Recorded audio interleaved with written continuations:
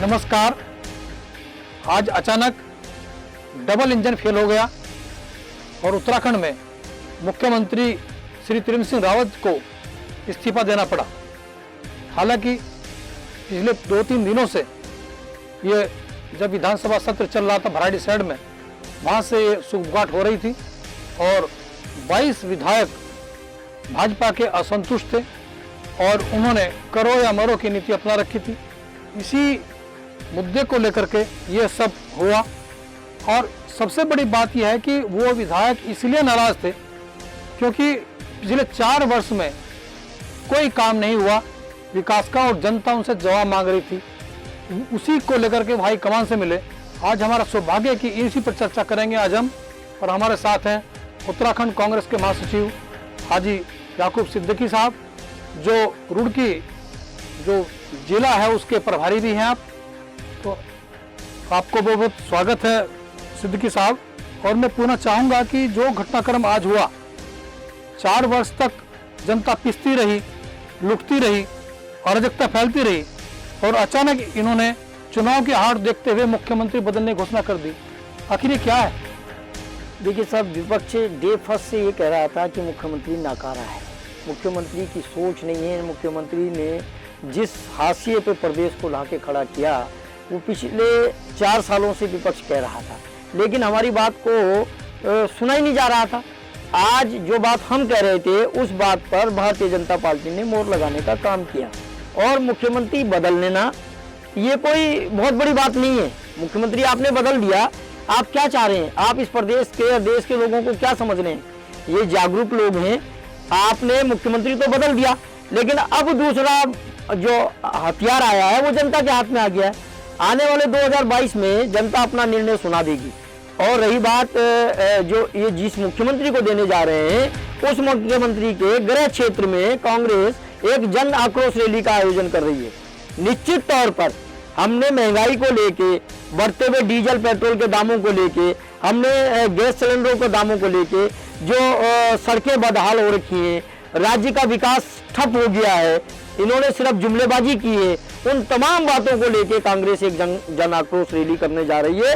और 14 तारीख को जो जिस मुख्यमंत्री को ये कमान सौंपना चाह रहे हैं प्रदेश की, उस मुख्यमंत्री की गृह कॉन्स्टिट्यूंसी से हम उस काम को करने जा रहे हैं। क्या ये जनता को जानने का अधिकार नहीं है कि आप आखिर अचानक नेतृत्व परिवर्तन कर क्यों रहे हो?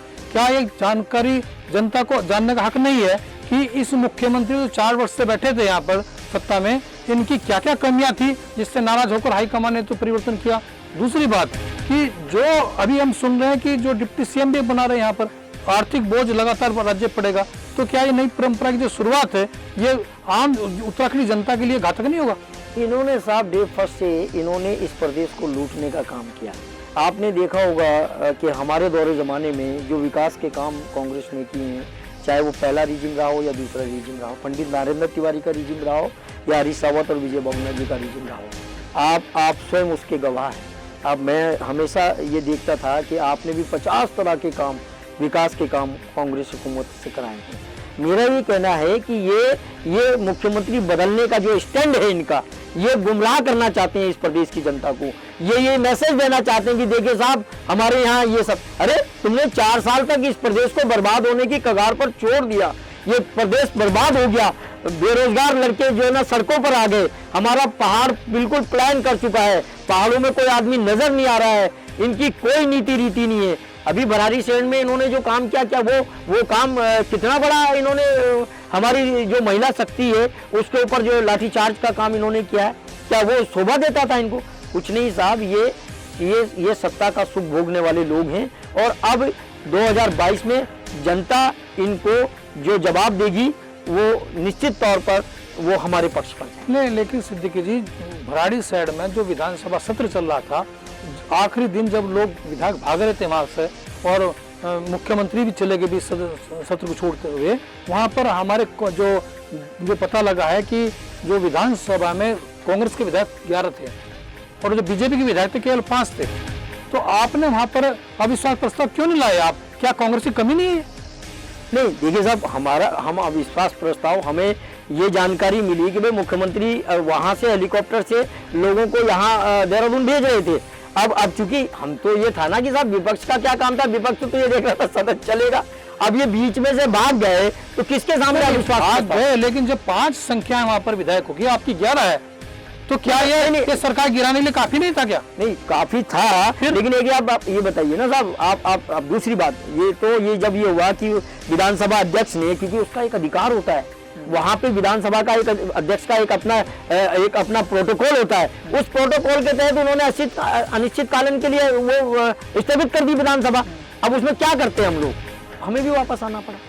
खैर, आप मुझे ये बताइए कि आखिर ये क्या होगा इस उत्तराखंड का, कि यहाँ पर नित्यानंद स्वामी जी, उसके बाद उनको मिड टर्म में बदला गया, उसके बाद भुवन चंद खंडूरी जी, फिर कोश्यारी जी, फिर निशंक जी, और फिर हमारे बहुगुणा जी, फिर हरीश रावत जी, आखिर ये पूरा टर्म क्यों नहीं कर पाते यहाँ पर? देखिए हमारी क्या ये उत्तराखंड के ऊपर आर्थिक बोझ लादने का एक नया षड्यंत्र तो नहीं है? निश्चित तौर से मैं आपकी बात से सहमत हूँ। निश्चित तौर पर इन तमाम प्रक्रियाओं में राज्य का बजट डगमगाता है, बिगड़ता है, लेकिन आपने देखा होगा कि हमने पहले जब हमारी पहली सरकार थी 2002 की जो सरकार थी, वो 2007 तक नरेंद्र तिवारी जी ने चलाई, कहीं कोई दिक्कत नहीं आई।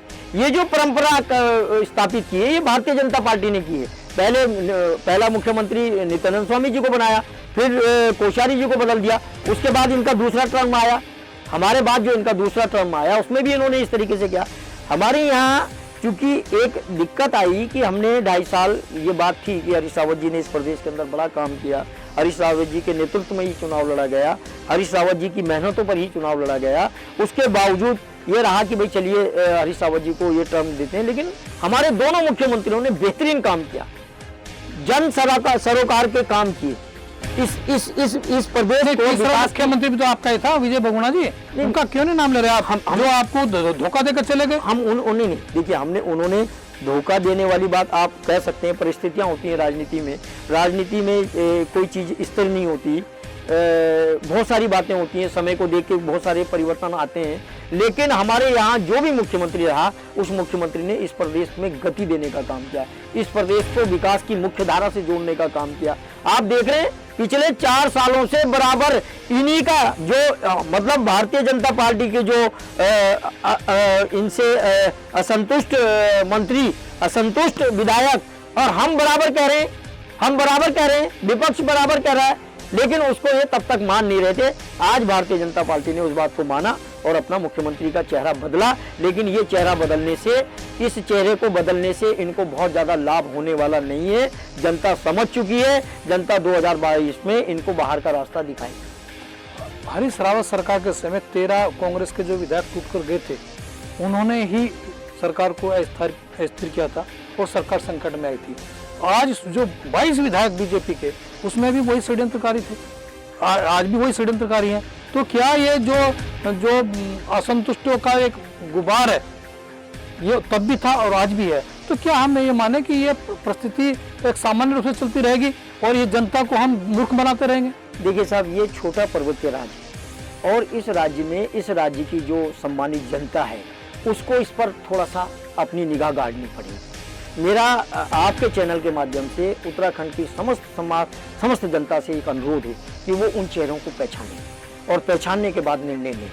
अगर वो पहचान कर निर्णय लेंगे तो निश्चित तौर पर उत्तराखंड के विकास पर वो मील का पत्थर साबित होगा। सिद्दीकी जी, ये 4 महीने का कुंभ होता है और 1 महीने में सिमट रहे हैं इसको, और जो बजट था वो 4 महीने का आया था, तो क्या आप नहीं मानते कि इसमें भी कुछ घपला हो सकता है? नहीं, घपला नहीं साहब, इन्होंने तो हमारी जो हिंदू संस्कृति है, जो हमारी व्यवस्था है, उस व्यवस्था को खराब करने का काम किया, हमारी भावनाओं से खेलने का काम किया, हमारे हिंदू भाइयों की जो भावनाएं थी उनसे इन्होंने वो मजाक बनाया इन्हें। मैं आज आपके चैनल के माध्यम से इनके इस कृत्य के लिए, मैं समझता नहीं भगवान इन्हें कभी माफ करेगा, मैं तो समझता हूँ इन्होंने इंसान के साथ साथ भगवान को नाराज करने का काम किया है। साहब आप बताइए, एक व्यवस्था होती है शास्त्रों के अंदर, हिंदू संस्कृति में, हिंदू व्यवस्था के तहत, हिंदू संविधान के तहत एक व्यवस्था है ना कि कुंभ को आपने उसके समय पे कराना है, और आपने क्या कर दिया भाई ये सब।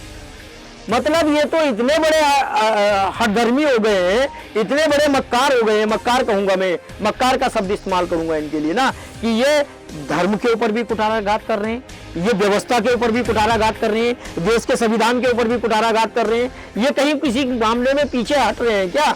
लेकिन ये जो खामोश जनता है ना साहब, मैं कहना चाहता हूँ आपके चैनल के माध्यम से, ये खामोश जनता इनको इनके घर तक पहुँचाने का काम करेगी।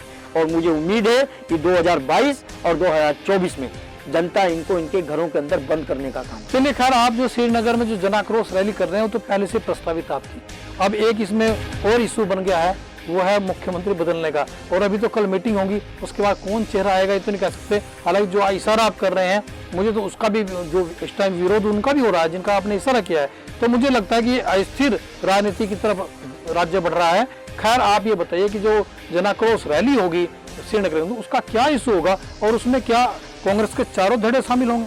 नहीं, देखिए, हमारे यहाँ कोई धड़ा नहीं है। हमारे यहाँ कांग्रेस एक बड़ा संगठन है और कांग्रेस तो साहब इस देश का वो संगठन है इस देश के अंदर कांग्रेस ने आज़ादी की जो आज हम सांस हिंदुस्तान के अंदर लेते हैं साहब, वो सांस लेने का अधिकार कांग्रेस ने इस देश के अंदर हमको दिया है।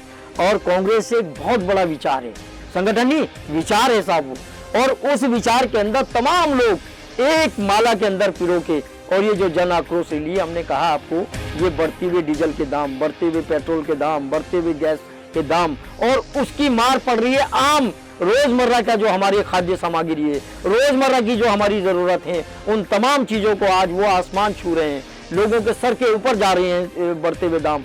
उन तमाम को लेके हम जन आक्रोश रैली कर रहे हैं और उसका आगाज हम जो पहाड़ का केंद्र बिंदु है श्रीनगर से शुरू करेंगे। और गंगा और उसका जो संगम है हमारी अलकनंदा का, उस संगम से वो एक आवाज़ जाएगी और यहाँ से लेके और बनारस तक पहुँचेगी।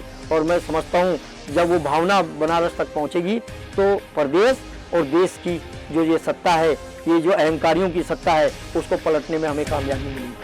किशोर उपाध्याय जी लगातार आवाज उठा रहे हैं वन अधिकार आंदोलन को लेकर के, तो बाकी नेता कांग्रेस के क्यों नहीं उनका समर्थन कर पा रहे हैं? देखिए, वो बढ़िया इशू है। मैंने कहा आपसे कि हमारा ये पर्वतीय राज्य है, जल जंगल और जमीन, ये हमारी धरोहर है और वो बड़ा अच्छा इशू है।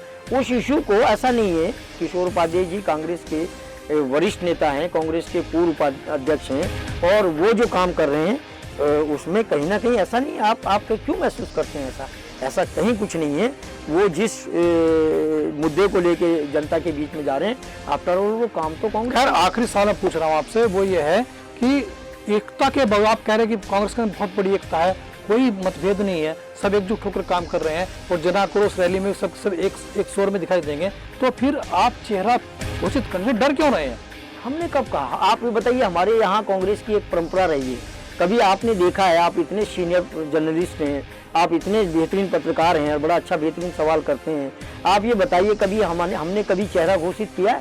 हमारे यहाँ सारे लोग सोनिया गांधी, राहुल गांधी के नेतृत्व पर चुनाव लड़ते हैं और उस नेतृत्व के बाद जो विधायक हमारा चुन के आता है वो अपना नेता सदन चुनता है। एक व्यवस्था है हमारी पार्टी की, ये बड़ा विचार है। मैंने आपसे कहा है, जिस दिन हमारे सारे विधायक चुन के आ जाएंगे, वो अपना नेता चुन लेंगे, जो हमारा नेता चुन लिया जाएगा वही हमारा चीफ मिनिस्टर हो जाएगा। सिद्दीकी जी ने बड़ा डिप्लोमेटिक जवाब दिया है कि लोकतंत्र में जब चुनाव होगा तब विधायक आएंगे, वो चुनाव होंगे, तो बिल्कुल सही बात है। लेकिन ये तो सब जानते हैं पर्दे के पीछे कि चेहरा भी होता है और साथ साथ मनोनीत हाईकमान ही करता है, जिसको चाहता है मुख्यमंत्री वो बनता है। बहरहाल इस वक्त तो रायता बिखरा हुआ है और उत्तराखंड के अंदर जो त्रिवेंद्र सिंह रावत है वो 4 साल जनता के ऊपर बोझ डाल करके उतर निकल लिए। अब कौन आएगा और ये कांटों का ताज किसके सिर पर रखा जाएगा और 1 साल के अंदर क्या भाजपा चमत्कार कर पाएगी या फिर भाजपा को चुनौती देते हुए कांग्रेस जो जन आक्रोश है उसको भुनाने में कामयाब होगी? आपका बहुत धन्यवाद। फिर किसी से बात करें तो जय हिंद, जय भारत, नमस्कार।